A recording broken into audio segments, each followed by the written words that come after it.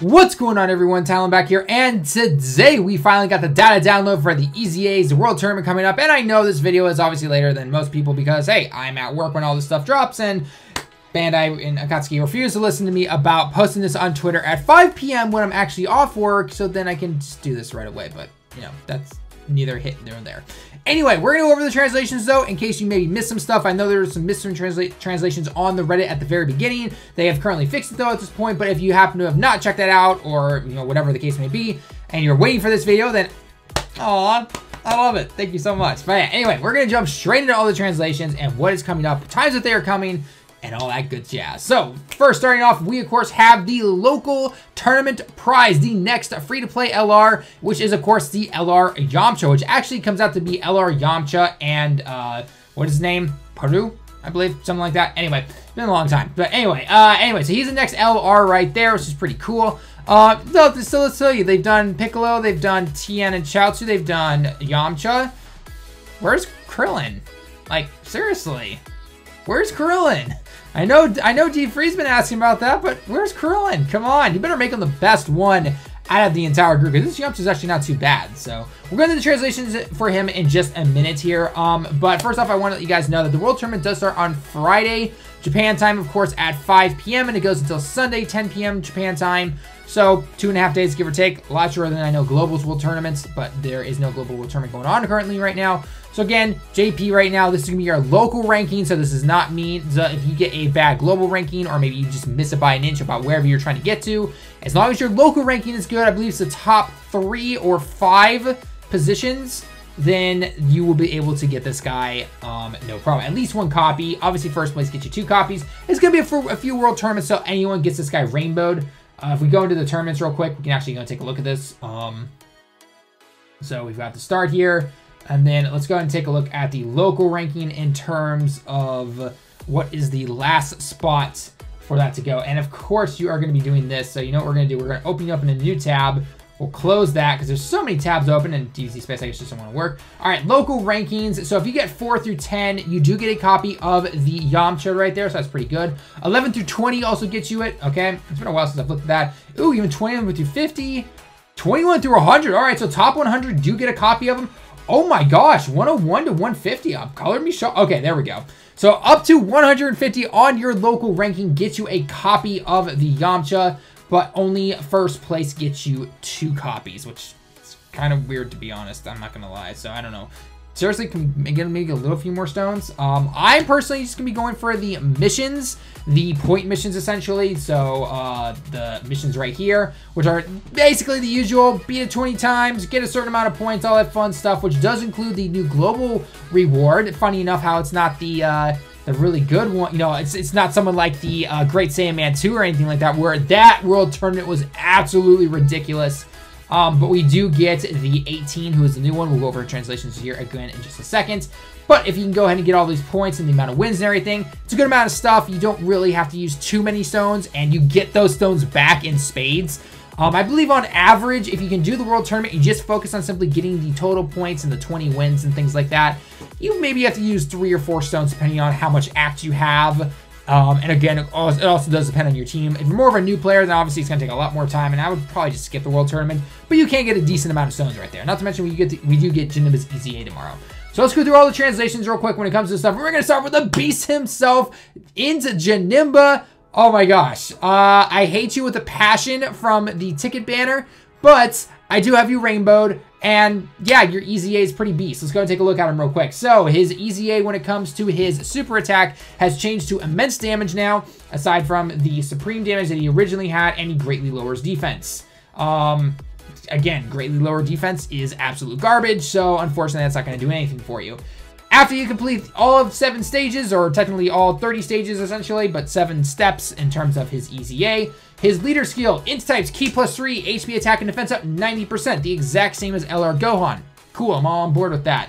Passive skill, attack and defense up 70%, and guards against all types. Okay, pretty normal stuff. When that guard has officially activated, not really activated, but when he essentially gets hit and in that guard mode, It's kind of weird that they would state that with the kanji and the katakana there, but nonetheless, simply once he's hit, because his guard is always activated, then for 1 turn, he will dodge the enemies. He has a chance to dodge the enemy's attack from a medium percent chance. And that, as funny enough, is the exact same as the STR Janemba. And he gets an additional 40% up in the attack for 4 turns, okay? So it's actually really funny because you would put him there to block no matter what. So that dodge ability is essentially there after the first turn, after your first hit, and he already guards. Not to mention, one thing he does do is he gets an 80% or 70% attack or defense increase. That on top of the guard is actually really nice. That's really good right there. And then, of course, for 4 turns, he can have 110%. Not bad. Not bad at all. I'm definitely liking it. I've been seeing some numbers on defreeze videos with Hydro, and I know Truth also put out a video as well. Does some good damage. Does some very good damage. He's beating out STR Janemba on the Transformation team, which is the Majin Buu team, and then also the Movie Boss team as well. I believe his best team at this point would probably be the Transformation Jason. The only reason is because he shares a lot of those attack links with like the Boos and everything like that. And then obviously Kid Buu being the best support unit in the game if you're above 80%. Definitely pretty nice right there. Definitely pretty nice. So can't wait to try him out on Super Battle Road. You guys know I'm taking him in there. It's gonna be a fun time, and I got him rainbowed finally. So in terms of what you'd probably want to do though in the ability system, if maybe you've kind of held off on giving him critical, additional, any kind of thing like that.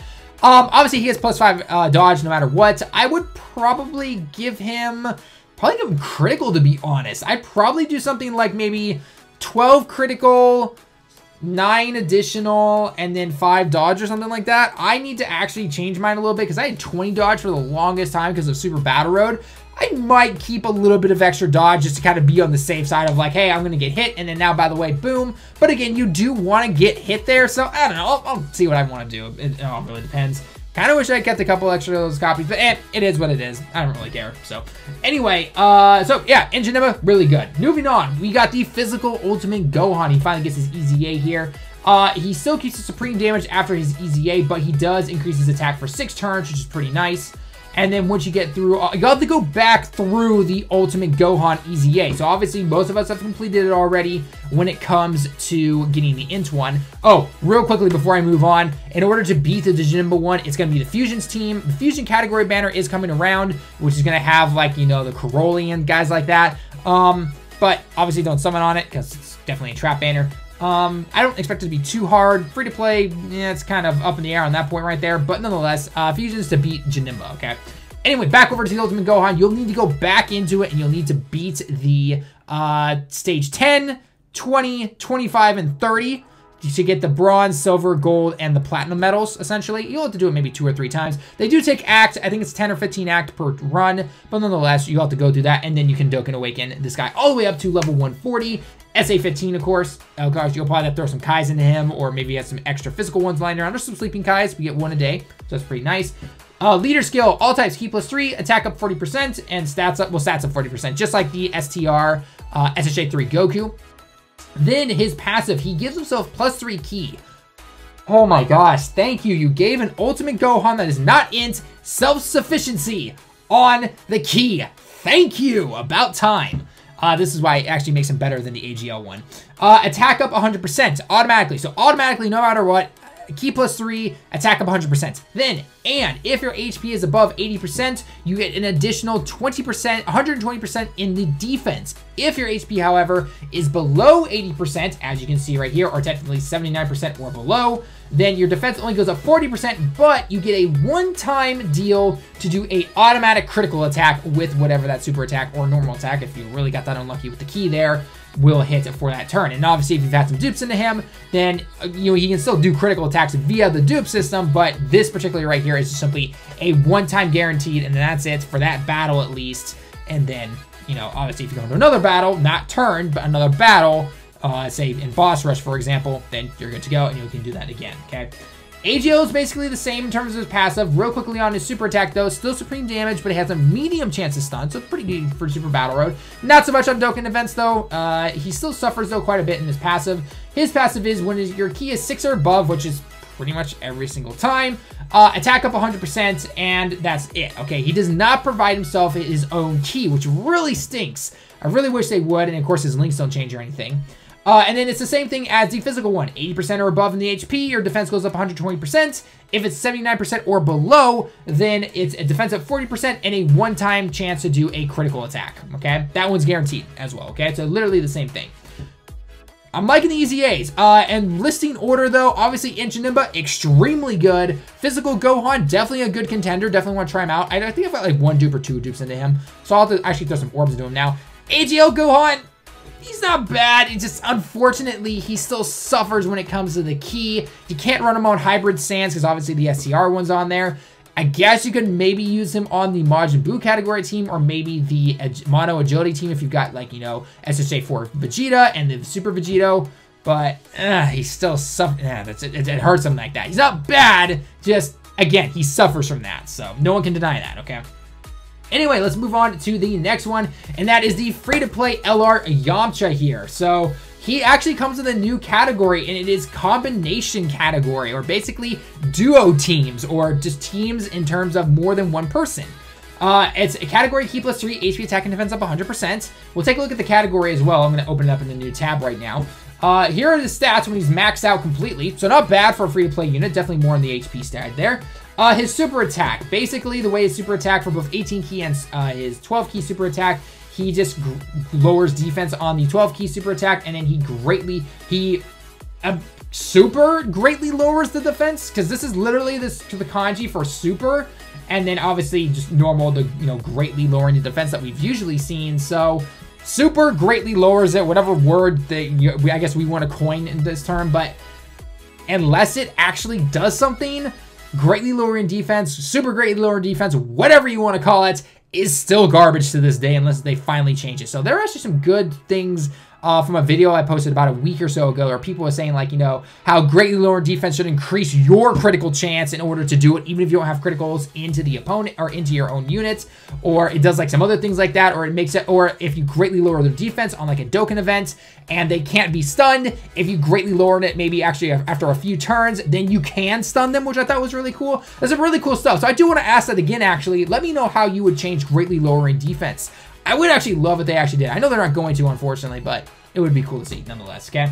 Anyway, so let's take a look at his passive real quick. When he does a super attack, his attack and defense goes up 20,000.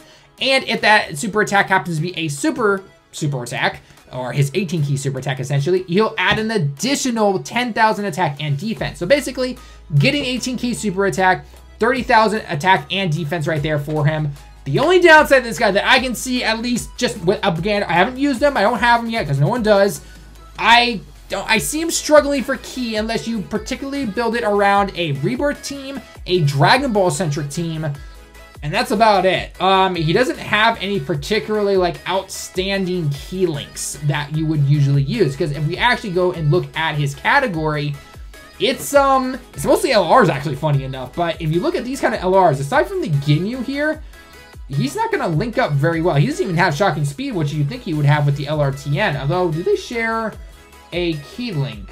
Shocking Speed, Rebirth is the only one. Even this one he doesn't. It doesn't look like they do, and that really stinks. Whatever this is, ki plus 2, defense down, 15% down, attack up 300, really? Like, you had to give him that? Yeesh. Yeah, I can see him struggling for ki. I can see him struggling there. So, well, I mean, we'll have to wait and see what he's going to do, but you definitely... Oh, actually, no, I take that back. You definitely have to run this guy 100%. Great Sandman 1 and 2. You're not running them with this guy, he's never going to hit that 18 key super attack. It's just not going to happen. So that's definitely going to help them out right there, so they keep that in mind. So obviously, yeah, hey, not a bad unit. I'd say definitely go for him. I mean, again, it's local ranking, up to 150 on local ranking. Most people hit that, no problem. You'll get at least 1 copy of him. Cool. Farmable super attack, I guess technically via the friend summons. I don't know if there's a farmable Yamcha. I don't know. I have to remember. Anyway, moving on. Again, this is his category, so it's just kind of a glorified LR category with a few exceptions with the TURs and everything like that. But hey, SCR, Vegeta, and Bulma finally got a category, so that's kind of cool. So yeah.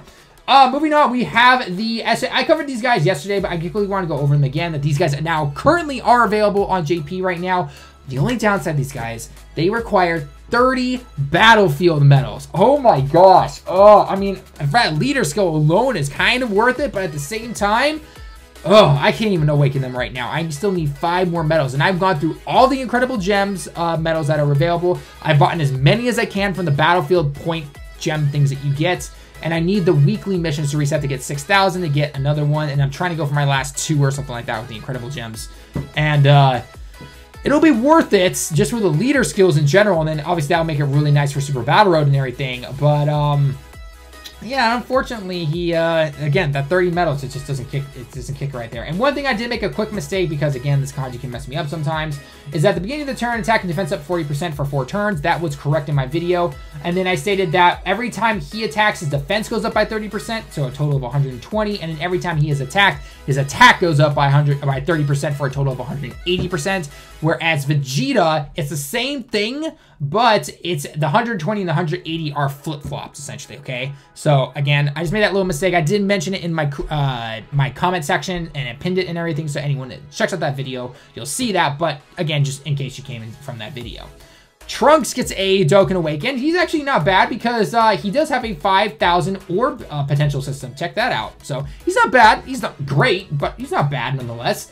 His leader skill is int types key +2, stats up 70%, and then his attack and defense will go up for 30% for 3 turns via his super attack, and then his passive is his own key goes up by 3, attack and defense up 80%, and then he has a high chance to get an additional 50% attack and a high chance to do an additional 50% defense. So it's very similar to Supreme Kai of Time, where she gives that support off to everybody, and then she has a super high chance to make it an additional 20%, so technically 40%, and an additional 20% for that defense. So you could have situations where neither of those two activate, so it's just simply the 80% across the board.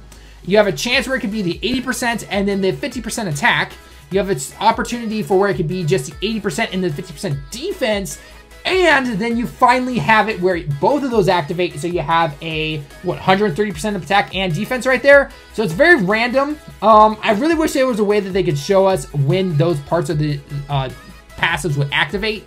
So, I don't know. It is what it is. He's not bad. I don't have any dupes of him myself, but I do have 1 copy of him. So, you know, maybe I'll pull him from the World Tournament banner.